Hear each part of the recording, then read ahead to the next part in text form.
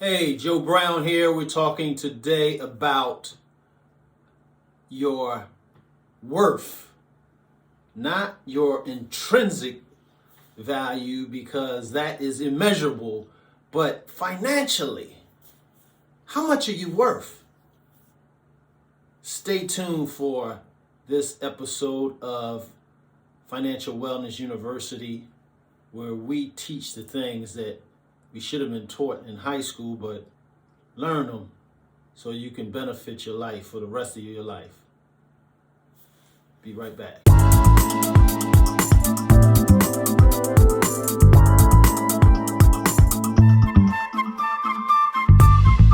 As I said, today we're going to be looking at your worth, not your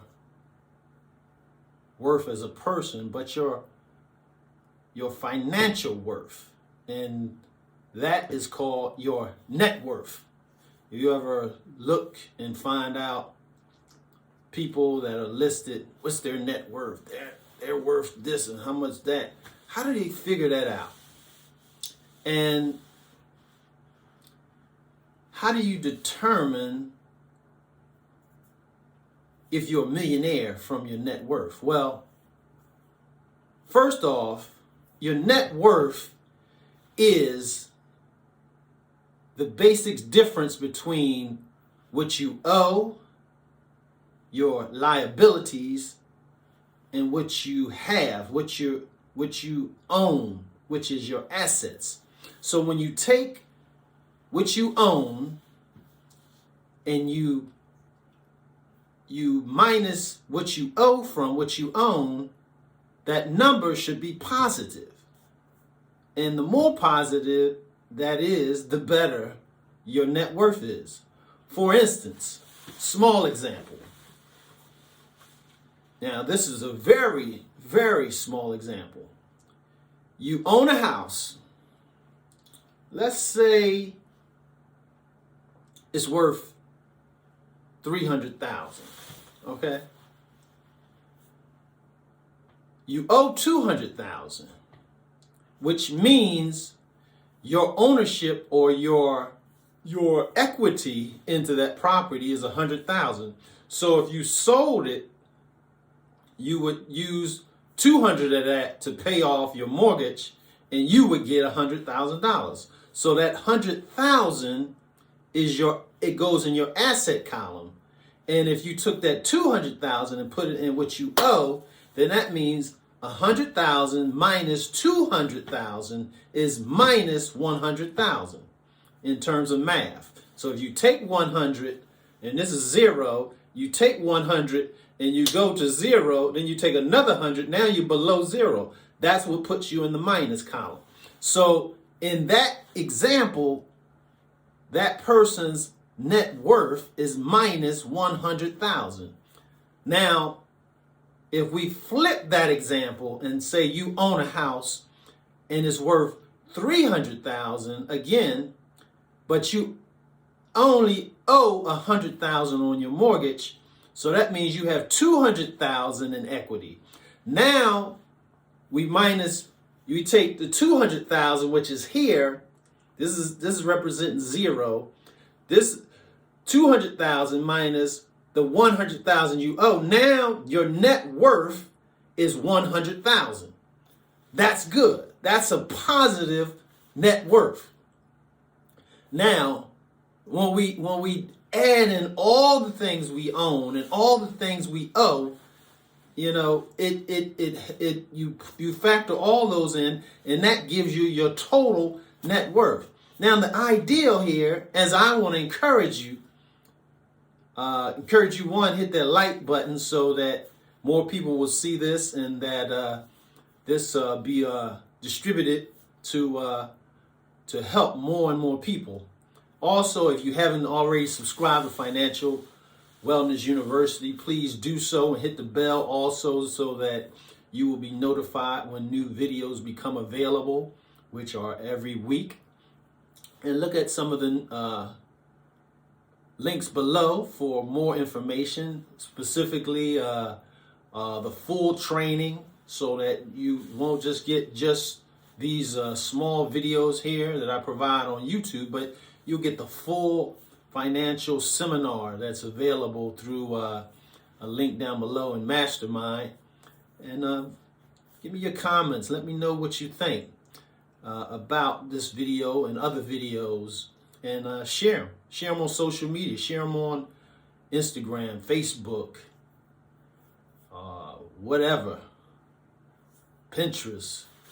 But when we talk about net worth, when we talk about net worth, it's important to know your financial picture. And the net worth gives you a snapshot of where you are financially, how strong you are. Now, you've heard a person be called a millionaire. Well, a millionaire is not a person who makes $1 million a year, but a millionaire is a person when you minus all their debts from all that they own, their assets, it equals 1 million or more. Which means you can get to millionaire status a lot quicker when you eliminate debt. Because if you start with your assets and you have nothing to minus from them, then you only have to add up all your assets. And the more assets you obtain, the quicker you are and the more likely you are to reach that millionaire status. So let's look at a few more examples.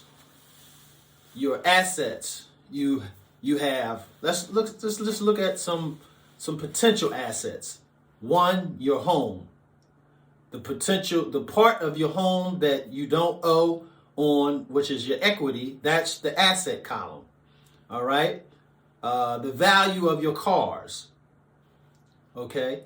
And that's just like your home. If you owe on a car, it's the value minus what you owe. And if you buy new, more than likely, you're going to owe more than what it's worth if you just start to do that formula. But if it's paid off and you owe nothing on it, then it's only, looking at the Kelley Blue Book value and trying to determine how much it might be worth. That's a good indicator. So you have your home, your vehicles, you have your investments. How much do you have in retirement? That's part of your net worth. Say you have a 401k and you have 200,000 in it. Well, that's part of your net worth. That's part of growing your value so that you can become closer to that millionaire status or multi-millionaire status. But homes, cars, retirement accounts, jewelry. Maybe you have some expensive jewelry. Maybe you have inexpensive jewelry, but it adds to your net worth. Your furniture, anything you can probably look at, put your hands on, or sell, has a potential value to add to your net worth. So all those things add to your net worth.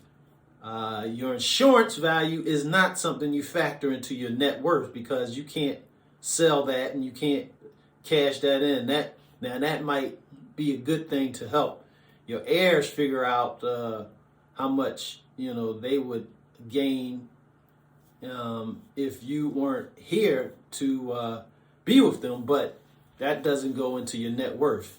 Think of things that you could sell. You can sell your home. You can sell your car. You can cash in your retirement thing, and get money. You can sell your furniture and get money. So things that have a value that you can cash in or get money for, those are assets. You have precious metals like gold, silver, or diamonds, or what have you. All those things make up your assets. And when you add those all up, then you start to minus your liabilities, what you owe on your mortgage, what you owe on your car, what you owe on your credit card, what you owe on your student loans, what you owe on whatever, the department store charge. All these are liabilities. These are things that you owe money to someone else. You are indebted to someone else. And like I said, the less debt you have, the easier it is to increase in the asset column, because you don't have to minus anything from your assets to get your net worth. And track this, track this regularly, monthly, every couple months. Just see where you are. If you have an investment going, that's one way that's going to help it to jump drastically. Because if your investment is moving in a positive direction, then that means your assets are growing. And if your assets are growing, that means your net worth is growing. Also, your assets is cash you have on hand. I don't want to forget that. Cash that you have in your hand or in, close by in bank accounts. Add up all your bank accounts. That's part of your asset too. Don't want to forget that, because that's a major asset, your cash. Whether it's in the bank or in your pocket or in a safe, but add up all that. So you got all those assets, and then you have your liabilities. And as you tracking those things, or you just see them grow and grow and grow and grow. And when they get to millionaire, when you total your assets and minus your liabilities, and the sum total is $1 million or more, that in essence means you are a millionaire. Doesn't mean that you can do whatever you want. Doesn't mean that you can quit your job, but it means that you have a great foothold in changing your financial future for the better, for your life and the generations after you. So it's certainly not a time to be reckless and start spending it all, but it gives you an idea that you're heading in the right direction. Now, to go just a little bit beyond your net worth and figure out, well, if I'm a millionaire, let's just say I can retire. Well, your retirement is going to dwindle down to nothing if you start spending it. So most people would advise, and I'm in that same camp, that you live off the interest of your investment. That's why you need to decide, how much do I need to live this life that I live, to my current standard of living or whatever standard I want for the rest of my life. And let's just say it's $50,000 a year. Well, an investment to put out, let's just say 5%. 10% of a million is 100,000. 5% is 50,000. So if you have $1 million